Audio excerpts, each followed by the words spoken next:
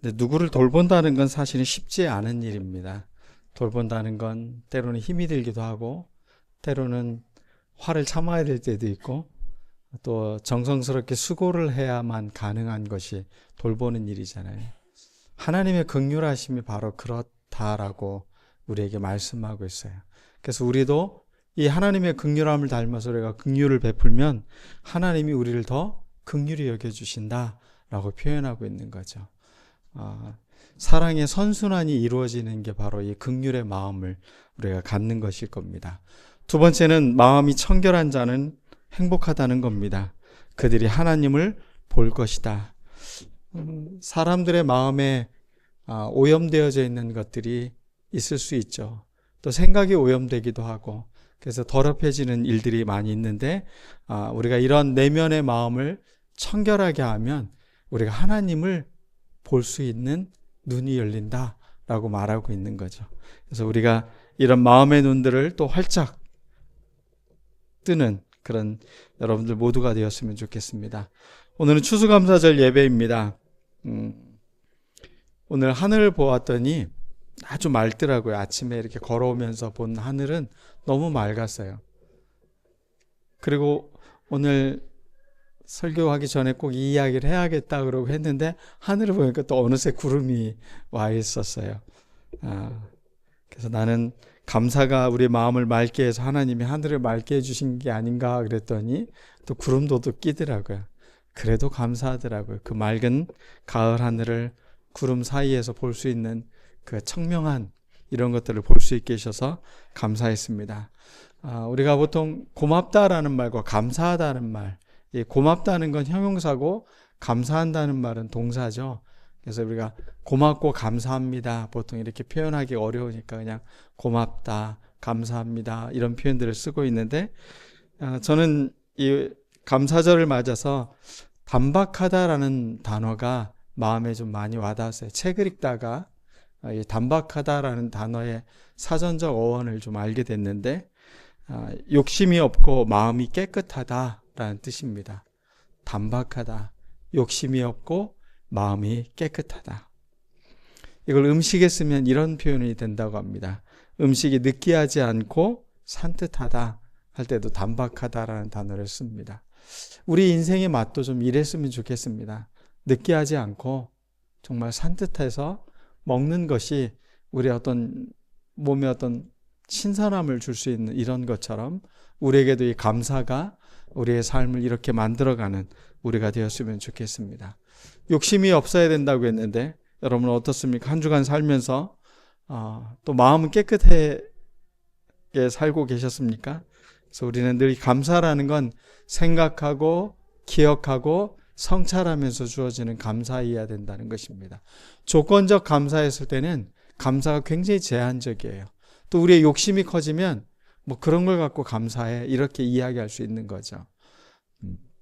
근데 우리가 어떤 사람이 뭐 일평생 살아온 게 화장실을 넓히면서 살아왔다고 하잖아요. 난 어렸을 때 이 화장실 가는 게 너무 싫었어. 그 마당 옆에 있는 그 화장실을 왔다 갔다 하는 거 무섭고, 그래서 난 제발 좀 집에 화장실이 있었으면 좋겠다. 그래서 집에 화장실이 있는 집으로 이사를 했어요. 그리고 열심히 돈을 벌어서 이제는 수세식 변기가 있는 화장실을 사용하게 됐어요. 아이들이 점점 크면서 이제는 좀 화장실이 2개였으면 좋겠다. 그래서 화장실 2개인 아파트로 이사를 하고서는 너무나 행복했어요. 그리고 뒤돌아보니까 내가 한 것은 일평생 화장실 넓히고 살아온 삶이라고 그런 이야기를 하는 분이 계셨어요. 요즘은 그 집안 정리해 주는 분들이 따로 계시더라고요. 그걸 정리사라고 이야기한던데, 이런 분들이 핵심 원칙이 있다고 합니다. 정리의 핵심 원칙. 요즘 우리 강현이하고 이제 하민이하고 새로 이사를 했는데 이 정리사의 말을 잘 들으면 좋을 것 같아요. 첫 번째, 나는 무엇을 위해 이 공간을 정리하려고 하지? 목적이 있어야 된다는 거죠. 정리의 목적. 나는 무엇을 위해서 이 공간을 정리하려고 하지? 그러면 그 목적에 부합하지 않는 것들은 다 뭐 할 수 있는 거예요? 배제해낼 수 있는 거죠. 그럼 이 가정 안에서, 이 집 안에서 내가 무엇을 위해서 목적을 갖고 이것을 할 것인가? 이건 굉장히 참 중요한 것 같아요. 인생도 목적을 잃어버리면 자꾸 뭔가를 이렇게 축적하게 되어져 있어요. 그래서 저장장애라는 거 여러분 아시죠? 이 저장장애를 갖고 계신 분들이 전부 어떤 분들이냐면 자기의 삶의 의미를 잃어버린 분들이에요. 자기 삶이 의미가 없다고 생각하고 자기 존재에 대한 가치가 없으니까 자꾸 뭔가를 쌓아놔야만 자기가 뭔가 안정감을 누릴 수 있을 것 같고 뭔가 이것들이 내 삶을 그나마 좀 지탱할 수 있을 거라고 생각하면서 집을 온통 뭐로 만들어요? 막 수많은 쓰레기들로 가득 차게 만들죠. 이런 걸 저장장애라고 하는데 우리의 내면에 이런 마음들이 좀 버려지려면 목적이 있어야 된다는 거. 두 번째는 정리는 버리는 게 먼저다. 버려야 그 공간에 뭘 채워넣을 수 있다는 거죠. 그래서 정리를 못하는 사람은 뭐부터 준비하냐면 수납용품부터 산다고 합니다. 그래서 뭐 있는 걸 다 이렇게 넣으려고 한다는 거죠. 근데 버리는 게 먼저라는 거. 그리고 늘 80%만 채우고 20%는 이렇게 여백을 두고 살아야 되는데 책꽂이도 보면 책이 가득해요. 막 넘쳐요. 근데 한 20% 정도가 비어져 있으면 어떻습니까? 조금 더 여유가 있고 그 빈 여백이 주는 또 생각거리들이 있거든요. 그래서 우리가 이런 정리사들의 이야기를 또 유심히 생각해 보면 좋을 것 같습니다. 여러분 화이트닝이라고 아십니까? 이 미용의 전문 용어 아닙니까? 여러분들 화장품 이렇게 보면 화이트닝 어쩌고저쩌고 이렇게 써 있잖아요. 얼굴이 맑고 환해지도록 하는 게 이 화이트닝일 것입니다. 성경에서도 얼굴이 빛난다라는 표현들이 가끔 사용되어지고 있어요. 근데 제 어른들의 이야기로는 희멀겋다라는 말을 많이 쓰더라고요. 희멀겋다라는 게 하얀데 멀겋다. 뭔가 이렇게 깨끗하지 않은 하얌인 거죠. 그러니까 맑지 않은 하얌. 이런 것을 희멀겋다라고 말합니다. 여러분들은 어떻게 화이트닝이 잘 되고 계십니까? 근데 얼굴 말고 이제 우리의 영혼과 우리의 마음의 화이트닝이 필요한 것 같아요. 정말 맑은 마음, 깨끗한 마음, 그런 청정한 마음들이 우리 안에 있어야 되는데 몇 가지 이유로 인해서 우리의 마음이 점점 흐려집니다. 그 이유가 뭐냐면 마음에 분노가 많아요. 화가 많으면 어떻게 됩니까? 이 마음이 맑아지지 않아요. 뭐 다 해보셔서 알잖아요. 네. 분노가 있거나 어떤 시기심이 내 마음에 올라오면 절대 내 마음이 맑아지지 않아요. 이게 자꾸 나를 더 괴롭혀요. 그래서 하루는 길을 가다가도 갑자기 화가 막 불쑥 올라오고, 화가 난 대상은 A인데 B를 보고 C를 보고도 이 거칠게 내 말이 나가기도 하고, 이게 분노와 시기심이 가득할 때 우리가 잘못되는 그런 마음들일 겁니다. 우리 영혼의 화이트닝을 하기 위해서는 이 분노를 우리가 어떻게 해야 됩니까? 사라지게 해야 돼요. 그 분노는 어디로 나타나면 얼굴로 나타나요. 너의 안색이 변하면 어찌 미뇨. 이게 하나님이 가인에게 한 말입니다. 얼굴빛이 바뀌었다는 겁니다. 그게 분노의 빛, 시기의 빛, 이런 마음이 결국은 얼굴의 빛으로 그대로 드러나게 된다는 것입니다.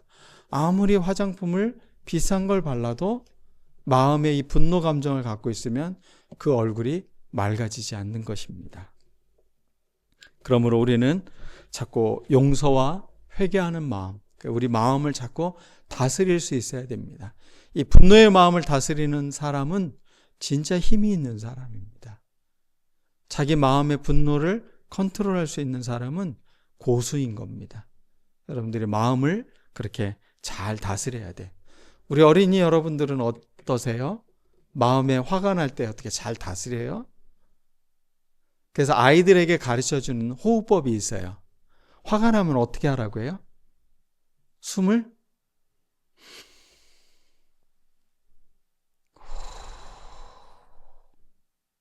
이거를 몇 번 하면 될까요? 3번만 하면 이 화가 확 낮아진대요. 자, 우리 한번 해볼까요? 다 같이 시작.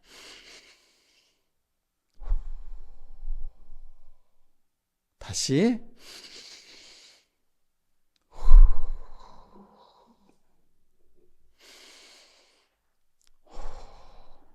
우리 아이들한테 화가 났을 때 꼭 이거 3개씩 꼭 3번 해보라고. 그러면 말하는 것도 달라지고 표현하는 것도 달라지니까 어릴 때부터 이거 잘 훈련하면 좋을 것 같아요. 자, 2번째, 우리의 얼굴빛이 어두워지는 이유는 걱정, 근심, 염려, 이런 것들이 우리의 얼굴빛을 흐리게 만들어요. 느헤미야에서 보면 왕이 이 느헤미야를 얼마나 충직하게 여기고 사랑한 사람인지를 알 수 있어요. 왕이 자기 부하의 얼굴을 살펴요. 그래서 이런 말을 하시죠. 네가 병이 없는데 어떻게 얼굴에 이렇게 수심이 가득하냐. 이거는 네 마음에 분명 근심이 있는 게 분명하다. 이런 이야기를 해요. 왕도 신하의 얼굴을 보고서는 지금 너의 얼굴에 그렇게 수심이 가득한 건 네 마음에 근심이 가득하기 때문이다. 무엇 때문에 그러냐라고 이야기를 해요. 그러자 느헤미야가 솔직하게 이야기를 합니다. 나의 백성들, 또 나라가 지금 다 붕괴되어져 있고 성전과 성벽은 다 허물어져 있고 그들의 기반이라고는 아무것도 없는 그런 걸 보면서 자기의 마음이 슬픈 마음을 갖고 있다. 그래서 그때 이야기를 하죠, 왕에게. 왕께서 허락하신다면 이 성벽을 재건하고 제가 다시 돌아오겠습니다. 그래서 백성들이 살아갈 수 있는 근거를 좀 마련해주고 보호장치를 만들어주고 제가 또 다시 와서 일을 하도록 허락해달라고 이야기합니다. 왕은 어떻게 합니까? 기꺼이 그것을 허락해줍니다. 그리고 느헤미야를 통해서 성벽이 재건되고 이스라엘 백성들이 자신들의 보호처를 만들고 그 기반으로 힘을 얻는 그런 것을 볼 수가 있습니다. 여러분 안에 내면의 근심, 그것은 얼굴빛으로 드러납니다. 여러분 자꾸 나의 얼굴을 바라보면서 혹시 내가 요즘 근심과 걱정으로 내 얼굴빛에 수심이 가득하지는 않은지 마음을 성찰하고 돌아보고 근심과 걱정이 아니라 그것이 하나님을 향한 더 깊은 생각으로 또 우리의 삶을 성찰하고 회개하며 우리가 더 맑아질 수 있는 그런 기회로 삼는 우리가 되었으면 좋겠습니다. 하나님의 얼굴빛은 생명과 은혜의 상징인데 우리가 하나님이 비춰주는 그 얼굴빛을 우리가 담아내지 못할 때 결국은 그것이 우리의 교만한 마음이 우리의 귀를 막고 우리의 생각을 잘못된 생각들로 키우기 때문이라고 말씀하고 있는 것입니다. 그러므로 하나님의 빛은 우리의 얼굴을 밝게 해주는 은혜인 것입니다. 그러면 우리가 어떻게 해야 이 화이트닝을 단박한 감사의 행복을 잘 가질 수 있을까? 그것은 우리의 마음을 청정하게 해야 되는데 그 청정의 방법들을 성경 말씀은 우리에게 이렇게 말하고 있습니다. 첫 번째는 감사입니다. 감사라는 건 내 삶이 나 혼자 살아온 결과물이 아니라 무엇인가 하나님의 도움이 있고 다른 사람들의 그런 베품이 있었기 때문에 가능한 것이다라고 말하는 것이죠. 그래서 늘 우리는 하나님의 임재 안에 거해야 되고 또 그분이 주시는 은총 안에 우리가 거할 때 우리는 감사할 수 있는 것입니다. 감사는 우리의 영혼을 맑게 해주시는 원천이 될 수 있는 것입니다. 그 마음의 샘이 우리 안에 퐁퐁 솟아오를 수 있도록 우리의 마음의 감사를 여러분들이 잃지 말아야 되는 것입니다. 옛날에 우리나라에 전쟁이 있었죠. 그 전쟁통에 탱크와 군인들이 마을의 그 아주 좋은 샘이 다 망가져 버렸습니다. 탱크로 그 샘을 밀고 가서 그 샘이라고는 찾아볼 수 없을 정도로 그 샘의 돌들은 다 부서졌고 그 샘 안에는 흙으로 가득해서 거기가 샘이었는지 알아볼 수조차 없게 되었습니다. 사람들은 마을의 유일한 샘이었는데 그 샘이 망가지자 모두들 모여서 걱정을 하기 시작을 합니다. 그때 마을의 노인 한 분이 조용히 그 돌들을 하나씩 쌓기 시작을 합니다. 노인의 그 행동에 젊은 사람들이 와서 도와줍니다. 어르신, 이게 될까요? 예전처럼 여기서 우리가 물을 먹을 수 있을까요? 근데 노인은 아무 말도 하지 않고서 돌을 가지런히 쌓기 시작을 합니다. 그리고 그 안에 있는 흙들을 걷어내기 시작을 합니다. 어느 정도 흙을 걷어내고서는 그분은 그렇게 이야기합니다. 우리 지금까지 이 샘을 통해서 먹지 않았습니까? 아무리 가물어도 이 샘은 멈추지 않았습니다. 이제 곧 이 샘이 다시 맑아질 것이고 이 샘은 또 우리에게 물을 먹게 해줄 거라고. 우리 잠시 기다려보자고. 아니나 다를까 샘의 물이 계속 솟구쳐 오르면서 안에 있던 흙탕물들은 다 돌틈으로 다 빠져나가기 시작을 합니다. 그리고 예전처럼 그 샘의 물은 맑아지기 시작을 하는 것입니다.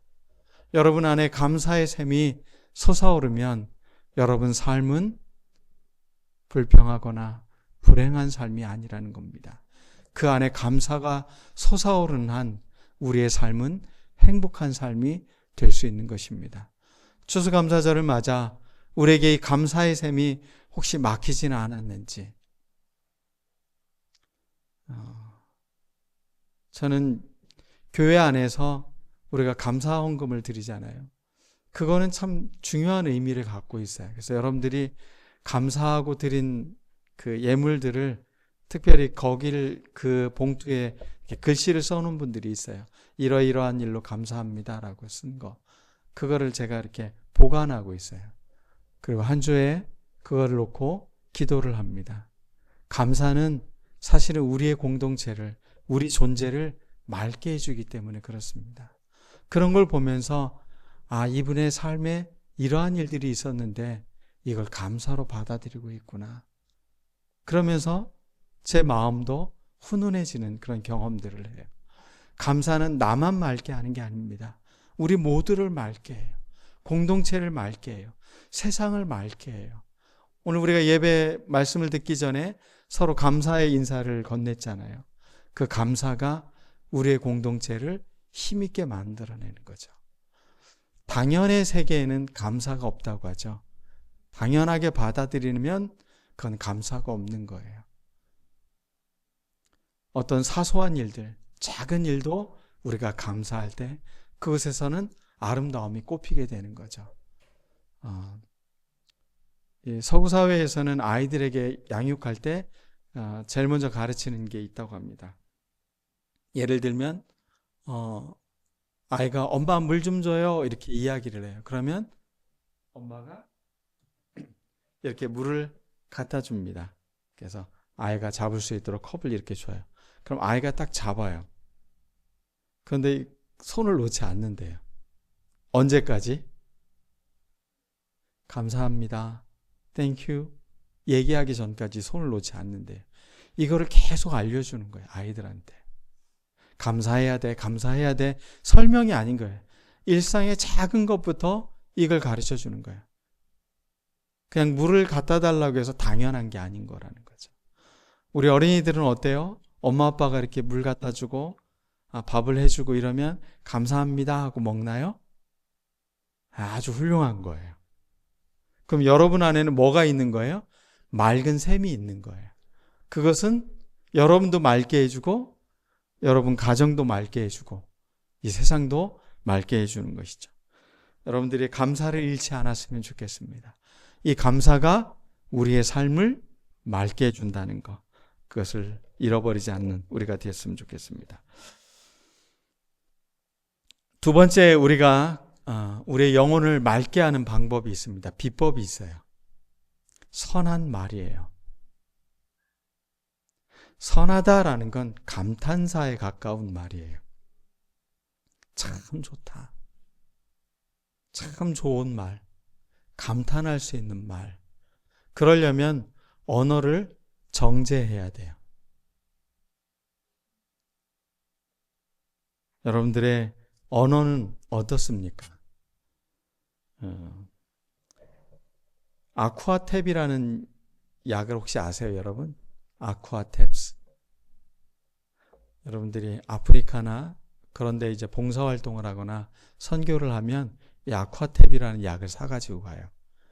이 30개들이 그 약 하나가 대략 한 26,000원 정도 되는데 이걸 갖고 가면 아이들이 30번 정도의 물을 걸러 마실 수 있는 약인 거예요. 이 약은 약을 넣고 이제 기다리고 있으면 이 물에 있는 콜레라 균이나 이런 균들이 이 염소 작용에 의해서 이 물이 수인성 관련된 그런 것들을 제거해주고 그 먹을 수 있을 정도의 물이 되는 거죠. 그래서 아프리카에 가서 뭐 다른 기반 시설을 만들기는 어렵지만 그래도 이런 물들을 제공해주면 그나마 아이들이 병에 걸리지 않으니까 이런 물들을 제공해주는 게 아쿠아탭스라는 약입니다. 여러분들은 어떻습니까? 여러분들이 하는 말들이 이 아쿠아탭스처럼 사람들의 마음이 지금 오염되어져 있어요. 말들이 너무 거칠어져요.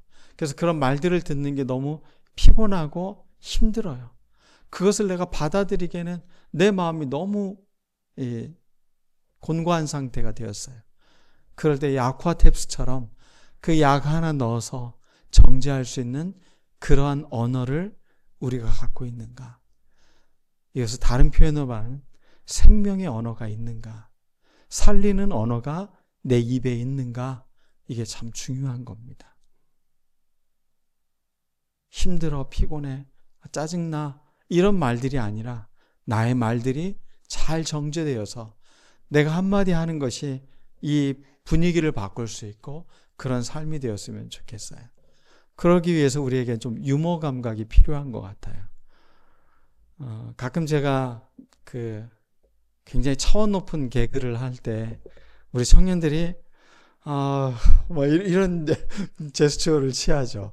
아재 개그라고 하는데 그래도 그 표현들을 하고 나면 우리 청년들이 그 무거웠던 분위기들이 조금 이렇게 물론 뭐 이렇게 빵 터지는 웃음은 아니었지만 그래도 그냥 씁쓸한 미소여도 얼굴에 미소를 띠게 되고 그 분위기들이 좀 좋아지잖아요. 유머 감각이 있는 건 참 중요한 것 같아요. 이것은 정제된 언어를 갖는 것만큼 중요한 겁니다. 유머 감각을 여러분 갖추셔야 돼요. 제가 독일에 갔을 때 그 독일 교회에 설교하기 위해서 제가 유머 감각이 좀 없는 사람이라 제가 책을 사가지고 이렇게 봤어요. 그래서 설교 시간에 그 중에 엑기스를 뽑아가지고 사용을 했어요. 그때 하민이를 데리고 갔는데 그때 초등학생이었거든요. 아빠 그 유모집에서 본 거죠. 이러는 거예요. 자기도 본 거예요. 아이가 그 책을 보면서 웃으면서 함께 했을 때 그 분위기도 좋아졌고 이렇게 공부해서라도 우리가 이런 좋은 말들을 또 분위기를 바꿀 수 있는 언어를 표현한다는 건 참 좋은 일입니다. 여러분들도 언어를 잘 정제하는 아쿠아팁스를 여러분들이 다 갖는 여러분들 모두가 됐으면 좋겠습니다. 마지막 세 번째입니다. 우리의 영혼이 맑아지지 못하는 그 이유는 세상 염려와 재물의 유혹이 있기 때문에 그렇습니다. 이것들을 좀 벗어버려야 돼요. 여러분 얼마가 있으면 걱정과 근심이 사라질까요? 근데 보니까 돈 많은 사람도 걱정하고 근심하더라고요. 주가가 얼마가 떨어졌다고 근심하고 걱정하고 이 사회에서 누가 나에게 뭘 한다고 근심하고 걱정하고 자꾸 돈에 매이게 시작되면 자꾸 마음을 잃어가게 되어져 있어요. 여러분 돈은 부자 관원처럼 살면 안 돼요. 다른 모든 걸 갖췄어도 그 돈이 많음으로 근심하며 주님을 등 돌리고 돌아가서는 안 된다는 거죠. 재물 필요한 거 하나님께서 더 잘 알고 계세요. 우리의 필요 누구보다도 더 잘 알고 계셔요. 근데 여기에 여러분들이 유혹이 되거나 여기에 눌려 살지 말아야 되는 거죠. 재물이 여러분의 주인이 아니에요. 근데 자꾸 마음을 거기에 빼앗겨요. 마치 그게 내 인생의 주인인 것처럼. 내 물질, 이것이 우리의 삶을 아름답고 행복하게 살아가는 게 아니에요. 조건이지 그게 우리의 목적이 되어서는 안 된다는 거죠. 근데 조건을 자꾸 목적화되어져 가고 있는 세상을 살면 우리는 점점 감사를 잃어버리고 반박한 삶이 아니라 오염된 삶을 우리가 살게 되는 거예요. 그래서 우리가 물질의 주인으로서 역할을 맡겨주신 것으로 우리가 좋은 청지기 역할을 잘 감당해야 되는 것입니다. 감사하는 마음은 우리의 영혼을 깨끗하게 하고 하나님을 보는 눈을 열어준다고 오늘 성경 말씀 이야기하고 있습니다. 마음이 청결한 자는 복이 있나니 행복하니 그는 하나님을 보게 될 것입니다. 여러분 지금 눈에 뭐가 보이십니까? 하나님이 보여야 돼요. 하나님을 사랑하는 마음, 또 하나님을 간절히 사모하는 마음, 그것이 우리 안에 가득할 때 우리에게는 감사가 넘칠 뿐만 아니라 우리의 내면은 행복으로 가득 차다는 것입니다. 오늘 감사하는 마음으로 우리의 마음이, 우리의 영혼이 맑은 마음으로 바뀌었으면 좋겠습니다. 또 여러분의 삶에 주어지는 어떤 흙탕물들이나 이런 것들이 있을 때 이 감사로 좋은 말들로 맑게 맑히는 우리들 모두가 되었으면 좋겠습니다. 감사는 마음의 정화제입니다. 우리 옆 사람에게 감사합니다. 인사하겠습니다.